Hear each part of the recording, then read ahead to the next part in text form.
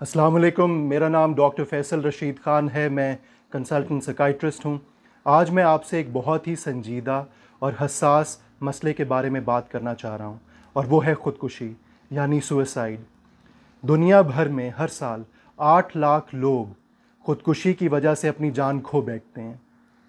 यानी हर 40 सेकंड बाद दुनिया में एक शख्स ख़ुदकुशी की वजह से इस दुनिया से रुखसत हो जाता है।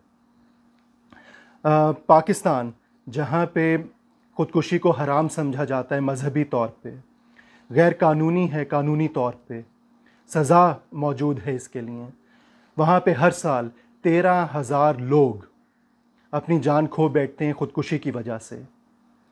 हर इंसान जो ख़ुदकुशी की कोशिश करता है उसके पीछे 20 लोग, जो मर जाता है उसके पीछे 20 लोग ऐसे हैं जो ख़ुदकुशी की कोशिश करते हैं, बच जाते हैं। पाकिस्तान को अगर हम देखें, ये जो स्टैट्स आदाद शुमार हैं ये नाकाफ़ी हैं, ये वैलिड नहीं हैं, ये अंडर रिपोर्टेड हैं, क्योंकि लोग छुपाते हैं ख़ुदकुशी को, ख़ुदकुशी की मौत को। उन लोगों का जनाजा नहीं पढ़ा जाता। लोगों को समझ नहीं है कि इसके पीछे कोई ना कोई बीमारी है। फिर भी हर साल 13,000 लोग इस दुनिया से चले जाते हैं।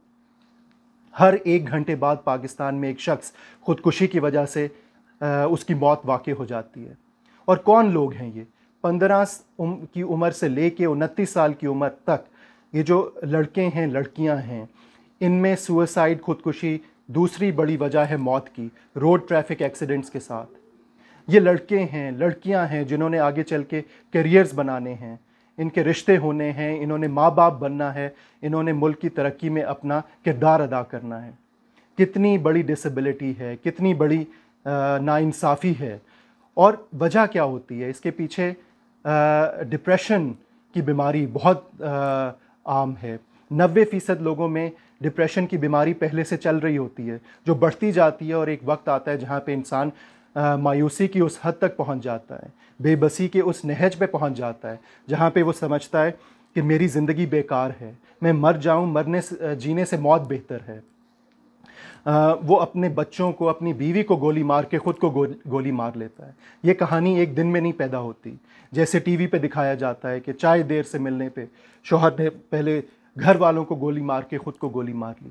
कई अरसे से ये कहानी चल रही होती है। वो औरत कितने अरसे से डिप्रेशन का शिकार होती है जिसका इलाज नहीं होता, कब वो आके अपने आप को आग लगा लेती है। सो बहुत हसास तरीके से, बहुत संजीदगी से, बहुत गहराई से में इस मसले को देखने की ज़रूरत है। हुकूमती सतह पे, इनफरादी सतह पे और मुआशरती सतह पे हम सबको अपने रवैयों में तब्दीली लेके आनी है।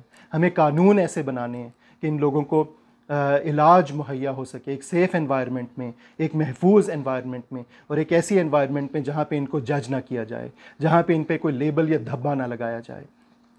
आपके वक्त का बहुत शुक्रिया। इस पैगाम को मज़ीद फैलाइए, मुफ्त में फैलाइए। ये लोगों के लिए है ताकि उनका भला हो और वो हेल्प के लिए आएँ, और वो एक सेहतमंद ज़हनी और जिस्मानी ज़िंदगी गुजार सकें। बहुत शुक्रिया और खुदा हाफ़िज़।